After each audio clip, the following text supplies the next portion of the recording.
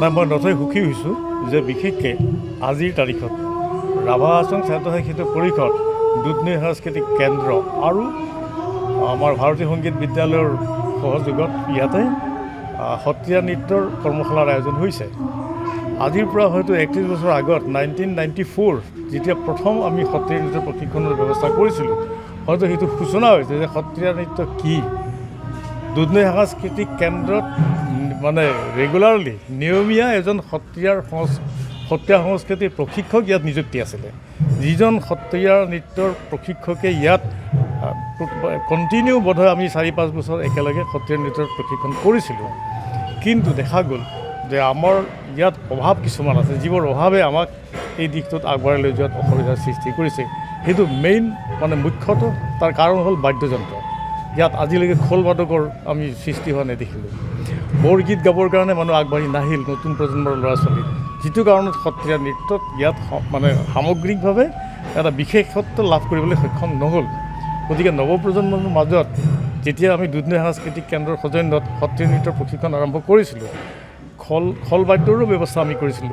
অজয় বায়নক ইয়াত আনি পেলাই বৰগীতৰ প্ৰশিক্ষণৰ ব্যৱস্থা কৰিছিলোঁ। কিন্তু আমাৰ নতুন প্ৰজন্মই সত্ৰীয়া নৃত্যৰ ওপৰত যিমান আগ্ৰহী, কিন্তু বাদ্যযন্ত্ৰৰ লগত আৰু বৰগীতৰ ক্ষেত্ৰত আমাৰ নতুন ল'ৰা ছোৱালীখিনি আগ্ৰহী হৈ নুঠিল। যিটো কাৰণত নেকি আজিও সমগ্ৰ গোৱালপাৰা জিলাখনত এটা অভাৱ যে খল বাদকৰ সংখ্যা নিশ্চয় তাকৰ, যাৰ ফলত নেকি থাকোঁতে সত্ৰীয়া নৃত্যৰ প্ৰশিক্ষণ কৰিবলৈ যাবলৈ ইয়াত বিশেষ অসুবিধাৰ সন্মুখীন হৈছে। গতিকে সত্ৰীয়া নৃত্য এনে এটা নৃত্য, গুৰুজনাৰ যি সৃষ্টি, সেই সৃষ্টিৰাজিক হৃদয়ংগম কৰি তাক মানে পাৰদৰ্শিতা দেখুৱাব পৰা আমাৰ ল'ৰা ছোৱালীৰ যিটো আগ্ৰহ, যিটো সাধনা, সেই সাধনাৰ কিছু অলপমান অভাৱ আছে, যিটোৰ কাৰণত নেকি আমি সত্ৰীয়া নৃত্যত বিশেষকৈ দুধনৈ অঞ্চলৰ পৰা আমাৰ বিশেষকৈ জনজাতীয় যিখিনি ল'ৰা ছোৱালী আছে, সেইসকলৰ মাজৰ পৰা সত্ৰীয়া নৃত্যৰ প্ৰতি বিশেষ পাৰদৰ্শিতা লাভ কৰা আমি দেখিবলৈ নাপাওঁ। এইটো এটা মুখ্য কাৰণ।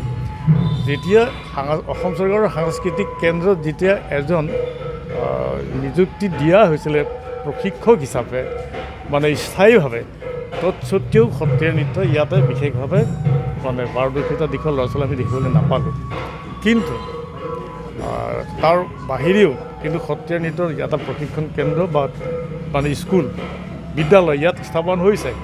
তাৰ জৰিয়তে দেখিবলৈ পোৱা গৈছে যে কিছু সংখ্যক ল'ৰা ছোৱালী কিন্তু আগবাঢ়ি যোৱাৰ এটা প্ৰয়াস কৰিছে। সেইটো এটা শুভলক্ষ্য। গতিকে প্ৰতিটো নৱপ্ৰজন্মৰ যিটো ঐকান্তিক প্ৰচেষ্টা আৰু প্ৰয়াস, সেইটো নাথাকিলে বা সাধনা অবিহনে এই বিষয়বস্তুটো হৃদয়ংগম কৰা বা আয়ত্ত কৰাটো ইমান সহজ কাৰ্য নহয়। মই সুখী যে বিশেষকৈ ৰাভা হাছং ছাত্ৰ সাহিত্য পৰিষদৰ তত্ত্বাৱধানত ইয়াত আজি সত্ৰীয়া নৃত্যৰ কৰ্মশালাৰ আয়োজন হৈছে আৰু কিছু আমি সঁহাৰি লাভ কৰা বুলি ক'ব পাৰোঁ। ২২ জুলাইৰ পৰা ২৮ জুলাইলৈ আমাৰ 7 দিনীয়া এটা গ্ৰীষ্মকালীন সত্ৰীয়া নৃত্যৰ ওপৰত কৰ্মশালা আয়োজন কৰা হৈছিলে। তাৰপিছত আমি দেখিলোঁ যে আচলতে 7 দিনে একোৱে নহয়। মনতে ইচ্ছা আছিলে যে পাৰিলে অকণ বঢ়াই দিওঁ নেকি, কিন্তু বেছি বঢ়াবও নোৱাৰি। আকৌ এইফালে জুলাইৰ মাহ মানে আগষ্ট পৰিলে স্কুল খুলিলে, ল'ৰা ছোৱালীহঁতৰ স্কুল খুলিব, ব্যস্ততা আহি যাব আকৌ। তো সেইটো কাৰণে আমি আকৌ আমাৰ যিজন প্ৰশিক্ষক ছাৰ আহিছে, আমাৰ সঞ্জীৱ কছাৰী ছাৰ, তেখেত আহিছে যোৰহাটৰ পৰা। গতিকে আৰু তেখেতেও কৰ্মৰত আমাৰ যোৰহাট সত্ৰ মহাবিদ্যালয়ত। গতিকে তেখেতেও জইন কৰিব লাগিব কলেজ। গতিকে আমি ভাবিলোঁ যে বেছি নোৱাৰি, তো আমি 2 দিন বঢ়াই দিলোঁ। 2 দিন বঢ়ালে আমাৰ 28, 29, 30 আজিলৈকে 2 দিন বঢ়ালোঁ। আৰু আজি আৰু বিশেষ অসুবিধা, গতিকে আজি সামৰণিটো পাতি দিলোঁ আমি। 7 দিনৰ পৰা 9 দিনীয়া হ'ল। হয়, 7 দিনৰ পৰা গৈ 9 দিনীয়া হ'ল। খুবেই ভাল লাগিছে, ল'ৰা ছোৱালী খুব উৎসাহ পাইছে, লগত তেওঁলোকৰ লগত আমিও উৎসাহিত হৈছোঁ।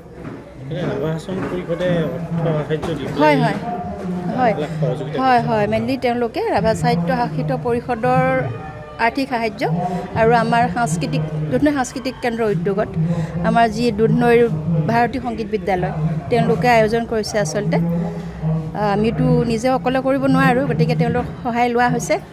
তেওঁলোকৰ যথেষ্ট মানে উৎসাহজনক আমি সঁহাৰি পাইছোঁ। গভমেণ্টৰ ফালৰ পৰা আচলতে যি আহে আমাৰ কৰ্মশালা হিচাপে আচলতে ফিক্সড হয়। বছৰত ক'ৰবাত গ্ৰীষ্মকালীন এটা আহিব বা শীতকালীন এটা আহিব। গতিকে আৰু আমাৰ মেইনলি হৈছে আমাৰ লোককৃষ্টিৰ ওপৰত বেছি আমাৰ গুৰুত্ব দিয়া হয়। গতিকে আমি হয়তো আমাৰ ৰাভা ডান্সৰ ওপৰত দিছে, কেতিয়াবা বড়ো ডান্সৰ ওপৰত দিছে। গতিকে তেতিয়া এইটো থাকি যায়, তাৰমানে আচলতে সুবিধা পোৱা নাযায়। হয়, কিবা এটা থাকেই। গতিকে ইচ্ছা কৰিলেও তাৰমানে আচলতে আমি নোৱাৰোঁ।